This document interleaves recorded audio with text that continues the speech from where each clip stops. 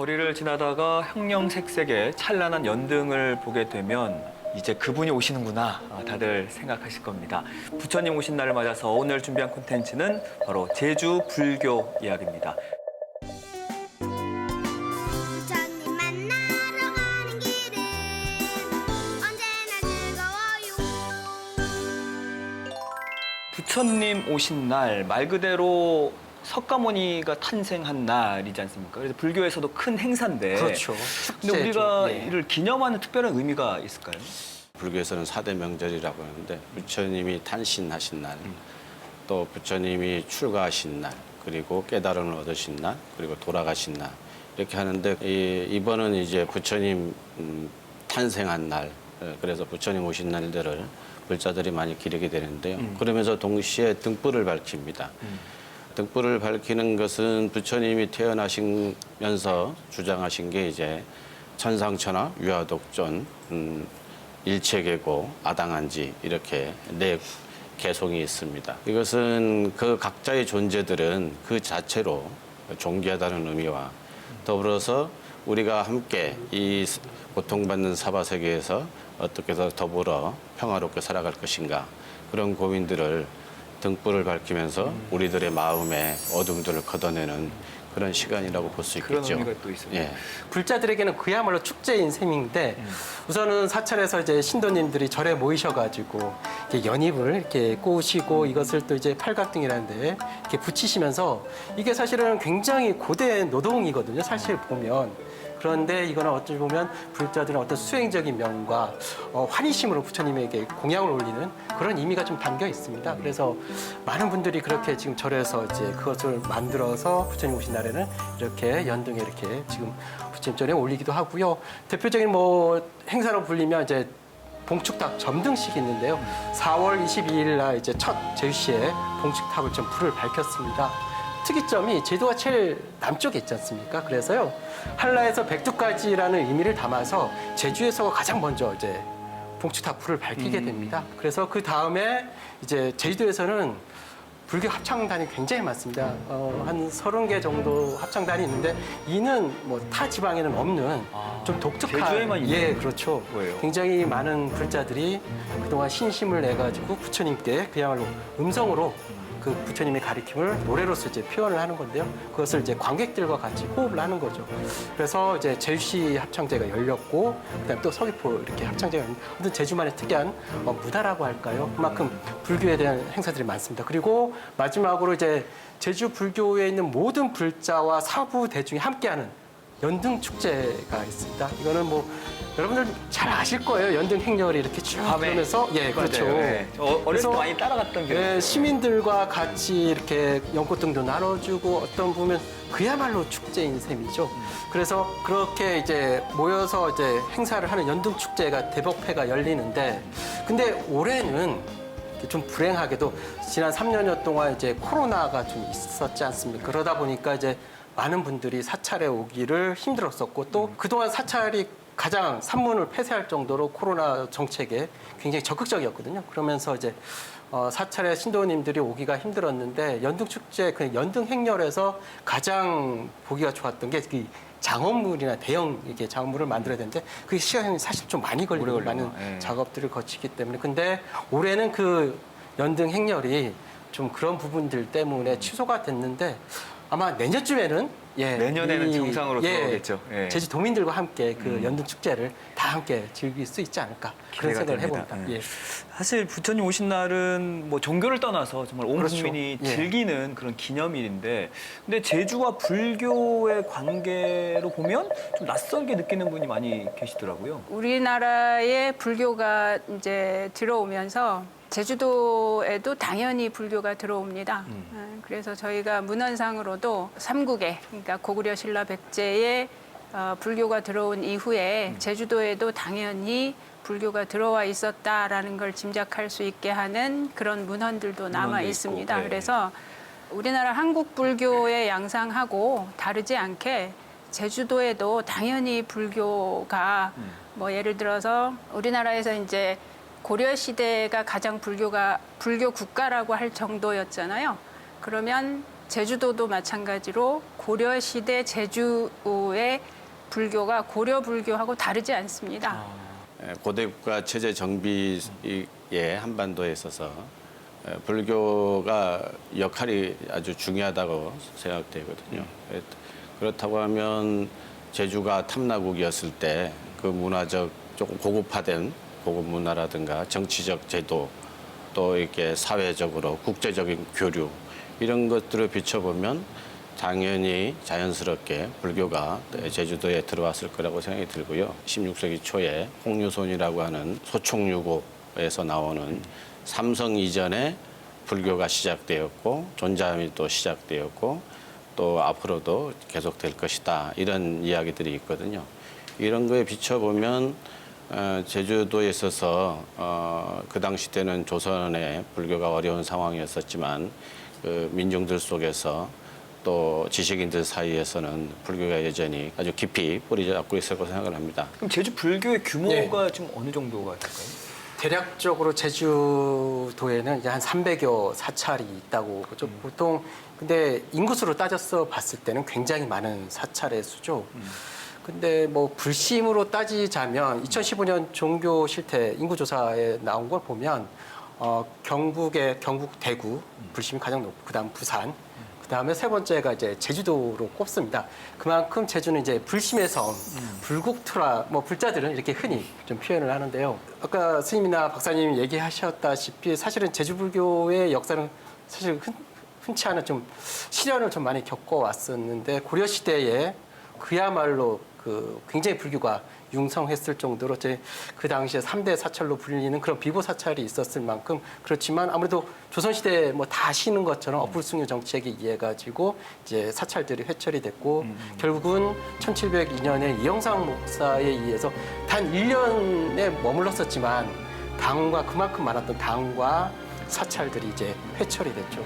그러면서 이제 1909년 복려관 스님에서 다 아시는 이제 관음사가 창건되기 전까지 그 200년 시대를 뭐 제주 불교계에서는 무불 시대라고 표현을 하겠지만 박사님이라든지 뭐 스님께서는 이제 그 불교의 명맥을 이어왔다, 명맥 불교 시대 이렇게 또 표현을 합니다만은 아무튼 그러면서 그 제주 불자들 안에 내재되어 있었던 그 불심은 어디 가지 않았다는 것을 이제 현 불교의 상황을 보면 좀 알 수가 있거든요. 아까도 말씀드렸지만 제주도에 300여 사찰이 있고 근데 불교 협회, 그러니까 종단 협의회는 27개 종단 협의회가 있는데 종단이 뭐 조계종이나 태고종, 뭐 천태종 이렇게 그런 27개 종단이 있지만 제주도에는 10개 남짓한 종단이 이렇게 같이 활동합니다. 그만큼 좀 협소하고 또 사찰 규모도 작고 타 지방과는 이제 그런 규모 면에서는 작지만 그럼에도 불구하고 아담하고 좀 아늑한 그런 제주 불교의 특징을 좀 갖고 있죠. 제주인의 닮은. 예. 불교가 사찰이 회철이 되면 파기해서 바다에 버린다든가 또 나머지 유물들은 묻혀졌지만 이 제주도의 환경 자체가 이렇게 빨리 산화해버리는 그런 현상도 있겠죠. 또 한 가지는 이제 그 발굴된 것들이 유실되는 경우들도 본 것 같아요. 저 개인적인 경우는 보면 옛날에 고성에 한화두리가 있잖아요. 거기에 그 보존 발굴 유물 목록에 보면 불상이라든가 불교 유구들이 좀 보였었거든요. 근데 지금은 가면 그런 것들이 발굴됐다고 하는 흔적 자체, 기록 자체가 없습니다. 그런 것들은 발굴이 되었는데 그 사이에 유실이 되었을 거라는 거죠. 또 한 가지는 이게 불교라고 하는 것이 지금이어서는 종교적인 거잖아요. 근데 이제 제주도의 입장에서 보면 하나의 제주도에 오랫동안 이어온 역사문화 유산이라 볼 수 있는데 그런 것들이 종교적인 이유라는 것 때문에 발굴이 좀 되지 않은 부분도 있습니다. 얼마 전에 오동동 사지에서 금강 소탑 같은 것들이 발굴되고 그랬잖아요. 그런 것들을 보면 아직도 발굴을 해야 될 그런 것들이 발굴한다고 하면 얼마든지 가능하다. 또 그리고 보존하는 방식들도 보면 수정사 같은 경우는 탑은 제주 국립박물관에 있고 저 주초석은 저 한파두레에 가 있고 그 터는 이 뭡니까 도시의 주차장으로 쓰이고 있고 이런 상황이거든요. 이런 것들은 보면 조금만 이것들의 제주 역사를 다시 복원한다고 한 차원으로서 이해한다고 하면 얼마든지 그 유적들은 어떻게 남아 있는지 그것은 아직도 숙제로 남아 있다고 볼 수 그러니까 제주 있겠죠. 불교사가 제대로 정립이 되지 않아서 나오는 이런 현상들 아닐까요? 네, 그런 것도 있고요. 제주 4.3 때문에 그 불상이나 탑이나 이런 게 탱화까지 많이 소실된 측면도 있습니다. 그러니까 그 전에 뭐가 있었는지 조사도 되지 않고 기록도 되지 않은 상황이긴 하지만 저희가 이제 4.3의 사찰 피해 조사를 다니다 보면 그 4.3 당시에 소계당에서 그 5km 밑으로 마을 밑으로 이제 내려가게 되면서 불상을 등에 지고 뭐 안고 이렇게 남의 집으로 이사를 갔다고 하거든요.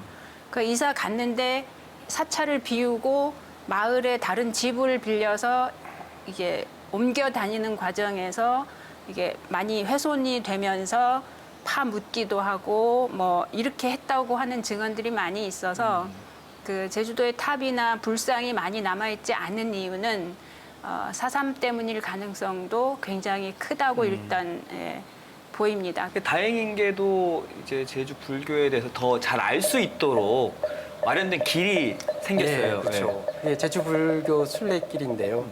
사실 2007년도에 이렇게 올레길이 제주에서 가장 히트 상품이었잖아요. 그래서 제주불교연합회에서 이것을 좀 많은 순례객들과 불자들을 유치해서 제주 지역 경제에도 좀 활성화에 좀 보탬이 되자 이런 의미를 담고 2008년도에 제주불교연합회에서 그 모태로 삼은 게 일본에 보면 시코쿠라고 일본 4개 섬 중에 가장 작은 섬입니다. 그래서 그 섬을 성지순례를 좀 다녀왔었습니다. 2008년도에. 저도 물론 갔다 와서 굉장히 신심이 좀 막 일고 그랬었는데요. 그 당시에는 그냥 일본의 그 홍법대사께서 1200년 전에 그 스님이 다녔던 길을 이제 성지 88개 사찰과 사찰을 잇는 길을 이렇게 만든 거죠.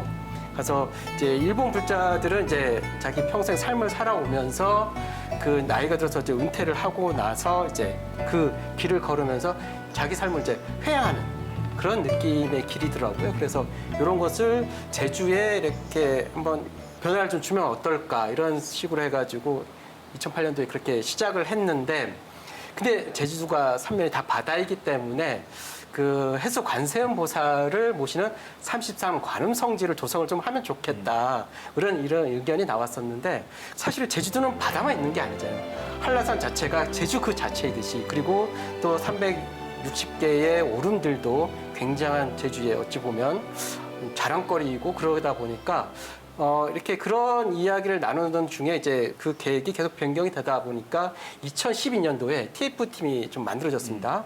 제주도와 제주불교신문 그리고 제주관광공사가 이렇게 세계 TF를 만들어가지고 그때 이제 본격적으로 제주불교 성지순례길이 이제 탄생을 하게 된 거죠. 조성된 길을 네, 오늘 네. 한번 좀 따라가 보면서 이야기를 나눠볼까 하는데 첫 번째 코스가 어떤 코스인가요?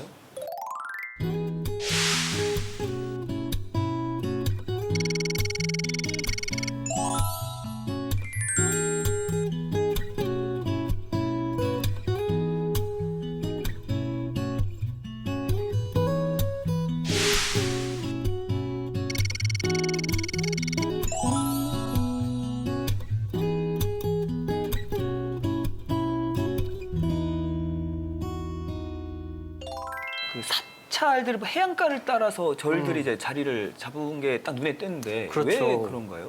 해수 관세음 보살이 그 관세음 보살이 중생을 굽어보는 그러니까 중생이 어떤 괴로움이라든지 아픔을 보듬는 그런 보살님이시거든요. 특히 제주도 같은 경우는 이제 그 해안을 중심으로 많은 물고기를 잡고 뭐 이런 그런 것도 있을 테고 또 이제 바닷가에 가가지고 뭐 그런 행사를 했을 때 그 바다에 의한 위험도 있을 테고 그런 것을 이제 관세음 보살로서 이렇게 그런 위신력을 좀 얻었으면 하는 그런 마음이 좀 컸었던 거죠. 옛날 역사 시대의 사찰, 제주도 사찰들은 꼭 해안가에만 있지 않았습니다. 그러면 예를 들어 지금 묘련사 같은 경우도 광명 쪽이니까 이제 우리식으로 제주도식으로 얘기하면 중산간 지역에 이제 위치하고 있었고요. 그다음에 여기 지금 우리 설레와세 오는 요쪽에도 보문사지. 보문사가 이제 있었고 한 걸로 보면 위쪽에도 있었는데 이제 4.3을 지나면서 해안선에서 5km 이상은 올라가지 말라고 했고 그래서 다 해안가에만 살기 시작한 것도 있었고 사찰도 똑같이 죽임을 당하고 똑같이 불태워지고 똑같이 헐리고 하는 과정을 겪습니다. 이제 이세진 스님이라고 해서 그 스님 같은 경우는 관음사에 기거를 하는데 무장대 지휘부에 같이 소속이 돼서 직접 권총을 차고 무장대 활동을 하셨다고 하시거든요. 그다음에 해방 이후에 그 북국민학교에서 이제 실시되는 각종 그 시국 관련 행사에 이일선 스님이라고 하는 분은 강단에 올라가가지고 제주 도민들을 상대로 직접 연설도 하시고 이제 이런 기록들도 쭉 남아 있습니다. 계속 이어보면 여기서 좀 내려가면 함덕이 있잖아요. 거기에 이제 신농년 스님이라고 그분은 함덕 청년들에게 수박, 배추 뭐 이런 것들을 이제 재배법을 가르치고 청년들하고 같이 지내거든요. 4.3이 발발하자 청년들이 절에 피신을 옵니다. 그러면 거기에 부처님 탁자 밑에 숨겨졌다는 이유로 4.3 때 죽임을 당하고 이러거든요. 이런 것들이 보면은 어쩌면 지역 사회와 불교들이 같이 맞물려서 잘 흘러가고 있었는데 그런 것들이 아픔으로 간직된 모습들도 있죠. 그러니까 그 정도로 사찰들도 4.3의 영향 속에서 빨리 돌아올 수 없어서 관음사만 해도 20년 이후에야 복원 사업을 할 수 있다는 얘기는 제주도 사람들은 5km 이상 올라가지 말라고 했던 그 기준선에서 벗어나기가 힘든 게 아니었을까. 복원하는 입장에서는. 그리고 이제 해안가 중심의 어떤 사찰이 있는 그 길을 첫 번째 코스에서 만나봤다면 두 번째는 약간 산 쪽으로 가야 될까요? 그렇죠. 아무래도 제주 하면 이제 한라산이기 때문에 그래서 저희가 그러면 공항에서 한라산으로 있는 그 길을 한번 좀 구상을 좀 했었는데요.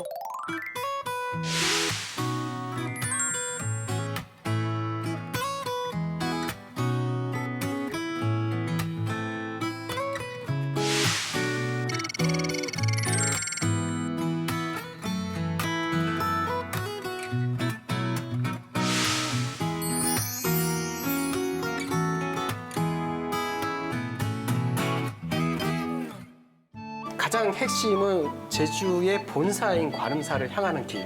어찌 보면 이제 신심을 북돋는 그런 길이라고 좀 볼 수가 있을 것 같아요. 그리고 인욕의 길은 이제 한라산을 넘어서 제주도에서 좀 역사가 오래된 이게 전통 사찰이기도 하고요. 천왕사 같은 경우는 기도 도량으로서 가장 육지에서 오신 분들조차도 기도 불심이 아주 뭐 솟는 정도로 이렇게 좋은 절이기 때문에 그 천왕사에서 걸어 이제 한라산의 저 산남으로 가면은 이제 영실이 있지 않습니까?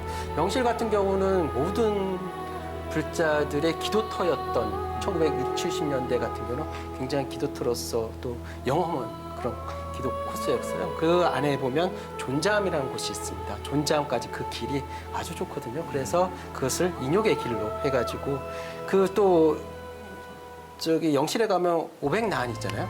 그래서 보통 제주불통 500장분 뭐 이렇게 표현을 하기도 합니다만은 불교계에서는 이제 깨달음을 얻으신 그런 분들을 해서 500나안 이렇게 또 표현을 하기도 합니다. 그래서 그렇게 이름을 지었던 것이죠. 예. 또 한 가지는 그런 부분에서 보면 거기 500 영실 쪽에 보면 그 존잠 옛 존잠터가 있는데 그 위쪽에 보면 그 존자석이라고 해서 이렇게 바위가 있습니다. 근데 그것이 이제 후대에 가면 칠성대라고 바뀌거든요. 그런 칠성대, 존자석, 그리고 아까 얘기했던 500나안, 500장군 이런 이야기들이 제주도의 그 하천을 따라서 계곡을 따라서 쭉 이어져 오게 되고 그런 것들이 제주도의 중심인 칠성통에 이름을 갖게 되는 제주의 중심을 그 칠성 신앙과 불교 신앙 이런 것들이 같이 맞물려서 남아있는 흔적이라고 볼 수 있겠죠. 네. 존잠 관련한 자료들을 보다 보면 그러니까 제주도에서 보면 가장 높은 곳에 있었던 그러니까 가장 산 속에 있었던 사찰이 존잠인데 그 존잠 뒤에 있는 오름을 불례 오름이라고 해요.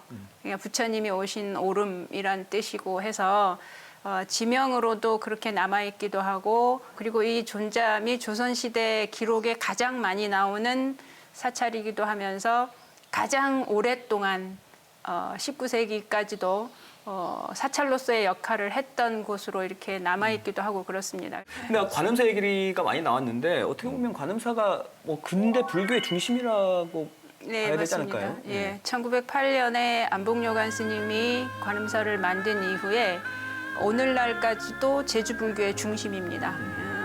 일제강점기 때는 사찰령이라고 해서 그러니까 총독부에서 실시하는 일정한 그 법률에 의해서 운영이 되기는 했지만 그래도 그 어려운 시기에 제주도에서 불교 사찰을 운영한다고 하는 측면에서는 관음사가 단연 중심이었습니다. 그래서 관음사를 만들어낸 안복요관 스님이 그 이후에 제주도는 산남, 산북, 그러니까 우리 제주시 쪽, 서귀포 쪽에 하나씩 만들어 놓고 그다음 동쪽에, 서쪽에 이렇게 사찰을 하나씩 만들어 나가실 때 그 관음사에 있던 불상을 지고 가서 김영의 백년사를 창건을 하시고 그다음에 이제 서쪽에는 월성사를 창건하시고 이런 정도로 사찰 창건뿐만이 아니고 제주도에서 불교 활동을 한다고 하면 관음사 빼고는 결집이 안 될 정도의 활동을 일제강점기 때부터 쭉 하셨습니다. 그래서 그때 당시서부터도 관음사는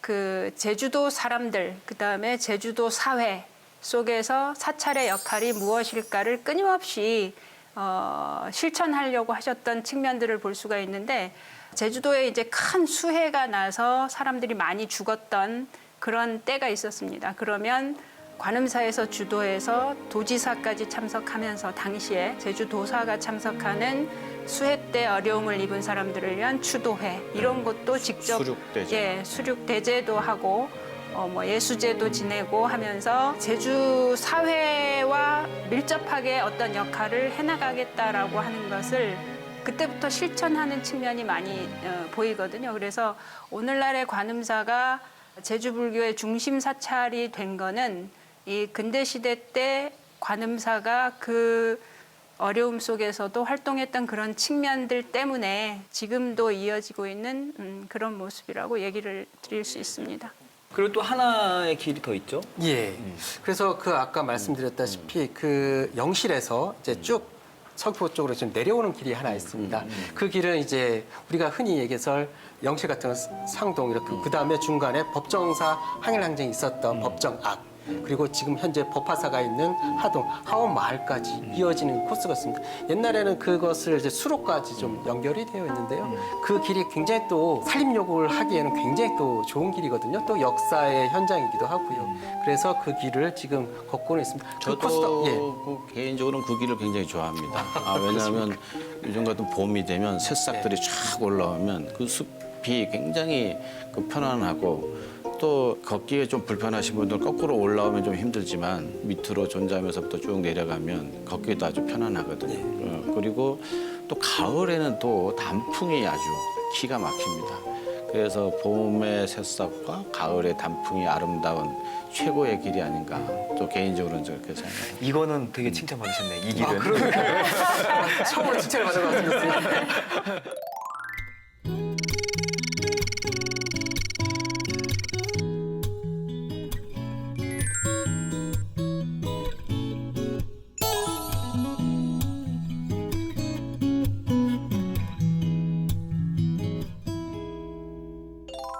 자, 이제 마지막 코스를 가볼 예. 텐데 제가 듣기로는 뭐 제주 전체를 아우르는 정말 가장 긴 코스라고 그렇죠. 들었거든요. 예. 네. 마지막에 지혜의 길인데요. 사실은 그 외에 아까 5코스 외에 지금 그 사찰들이 굉장히 제주도에 많은데요. 그래도 제주도에는 그 문화재를 소장하고 있는 사찰들이 좀 있습니다. 근데 타 지방에 비해서는 타 지방 같은 경우 거의 70%가 이제 불교 문화재인데 아까도 말씀드렸지만 뭐 이영상 목사라든지 4.3을 거치면서 제주도의 그 문화재라든지 사실 그렇게 많지는 않습니다. 거의 20%도 안 될 정도로 이렇게 있는데요. 타 지방에 있는 그런 분들을 위해서 제주의 문화재를 좀 소개하자 이런 의미에서 제주 지역의 사찰에 소장되고 있는 사찰들을 다 모았던 거죠. 이 지혜의 길이 그런 데인데요. 그래서 뭐 대표적으로 뭐 서쪽에 가면 아까 복령환 스님이 뭐 참관했다는 월성사라는 절도 있고 또 동쪽에 가보면 금붕사라는 아주 이쁜 절도 있고요. 뭐 이게 설레왓도 굉장히 아름답고 바로 굉장히 이곳. 좋지만 네. 그 제가 개인적으로는 뭐 그 지혜의 길 중에 서산사라는 대정읍 동일리에 있는 절이거든요. 1940년대 그 1918년 법정사 항일항쟁의 선봉대장이었던 강창규 스님이 이게 창건한 절입니다. 그 해안에 있는데요. 그 안에 또 그리고 제주 불교계에서 가장 오래된 불상이 16세기에 조성된 불상이 그 법당 안에 있습니다. 그리고 1970년대에 제주의 건축 문화라고 볼 수 있는 돌법당, 돌로 해서 이렇게 건축 형태가 아직도 법당으로 남아 있습니다.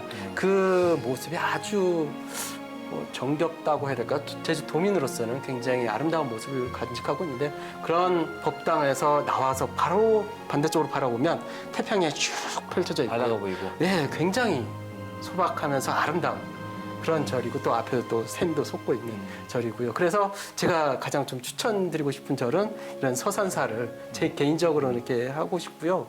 그런 부분들이 제주의 가장 절집다운 그런 모습이 아닐까. 저 개인적으로 그렇게 생각 좀 거기 해봤습니다. 조금 보완을 하면 거기 불상은 이제 경기도 어느 사찰에서 조성이 돼서 강창규 스님하고 인연이 돼서 법화사 갔다가 서산사로 오게 되는 거거든요. 육지부에서 활동을 하다가 제주도 왔을 때는 아직 불교 여건이 되지 않으니까 유림으로 남아있다든가 또 일반 민중운동 속에 끼어든다든가 이런 형태로 하는 모습들이거든요.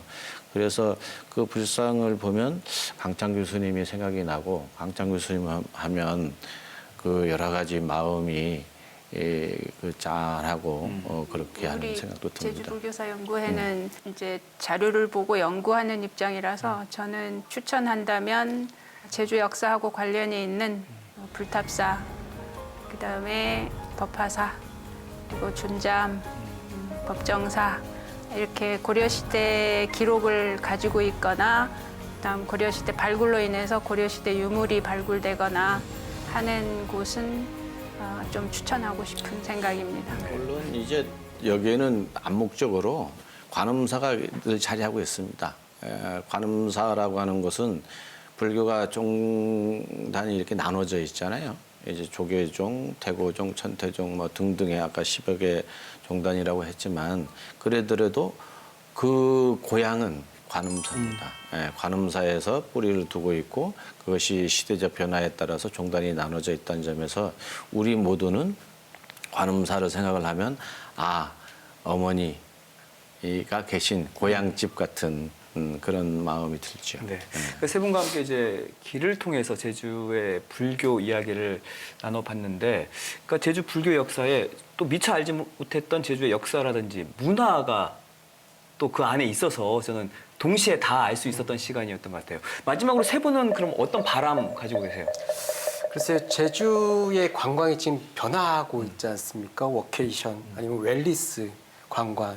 이제 그래서 웰리스는 행복 그리고 웰빙 그리고 건강 이렇게 그 합성 용어인데요. 특히 제주에서 지금 웰리스 관광을 대대적으로 지금 홍보를 하려고 있고 그에 맞춰가지고 부가가치가 높은 관광을 좀 하려고 노력하고 있는데 사실 제주가 그거 같은 데는 굉장히 맞지 않는 곳일까.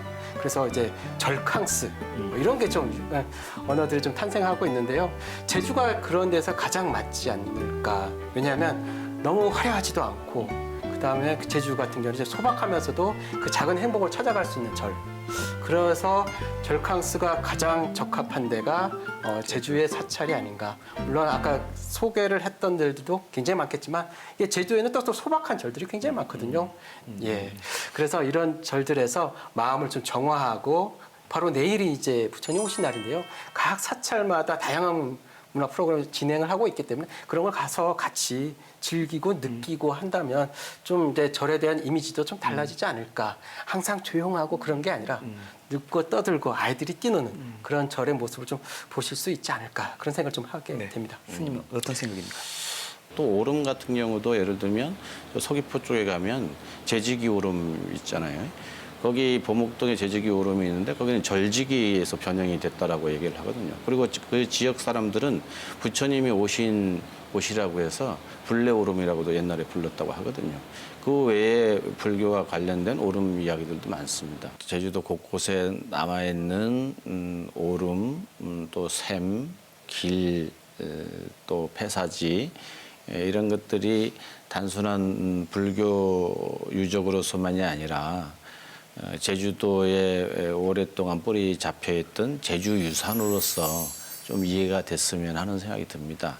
그렇게 되게 되면 좀 발굴 작업도 좀 더 활발할 수 있을 것 같고요. 그리고 그 발굴에 따라서 이번에 오등사지 금동 소탑 같은 경우는 굉장한 이야기거리라고 생각이 듭니다. 그런 사례에서도 보듯이 좀 더 우리들이 제주도 역사를 발굴해낸다는 차원으로 불교에 대한 역사 발굴이 이루어지고 그런 것들이 또 아까 말씀을 드렸듯이 민간 신앙과 관련된 이야기들 이런 것들을 미신이다 이런 거기보다는 우리의 오래된 우리들의 이야기 우리들의 어머니 아버지 또 할아버지 할머니들이 또 마음을 위안을 받고 삶을 꾸려갔던 그런 측면에서 좀 다양한 측면에서 불교 문화가 다시 해석돼서 우리들 가까이 왔으면 하는 그런 바람이 있습니다. 네, 마지막 우리 박사님은.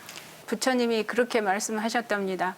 제 미래를 점치고 싶으면 네가 오늘 한 일이 무엇인지를 되돌아봐라. 그러니까 내가 한 과거가 곧 나의 미래이다. 이렇게 말씀하셨다고 해서 우리 제주도 역사를 알면 우리의 미래가 스스로 어떻게 마련될 것인지를 알 수 있게 되지 않을까라는 측면에서 우리 제주도 사람들은 어떻게 살았을까 라는 역사에 관심을 좀 가졌으면 하는 그런 바람입니다. 조금 보태면 이제 예를 들면 예전에 기억하실지 모르지만 예전에 그 설기떡 같은 데 있잖아요. 거기에 이제 문양을 넣거든요. 거기에 보면 옴자가 들어간다든가 만자가 들어간다든가 이런 게 있거든요. 그런 아주 소소한 이야기에서부터 또 다시 한번 회복해냈으면 훨씬 풍부한 이야기들이 담아낼 수 있지 않을까 생각합니다. 네. 뭐 요즘은 휴식을 하기 위해서 절을 찾아서 뭐 템플스테이 네, 오늘 뭐 많이들 하고 아까 계시죠. 절캉스 네. 얘기도 나왔는데 이렇게 많이들 하시거든요. 그러니까 절을 통해서 제주의 역사와 문화도 더 알고 무엇보다 나를 찾아가는 시간 꼭 한번 가져보셨으면 좋겠습니다. 오늘 여기서 인사 나누겠습니다. 세 분 고맙습니다. 고맙습니다.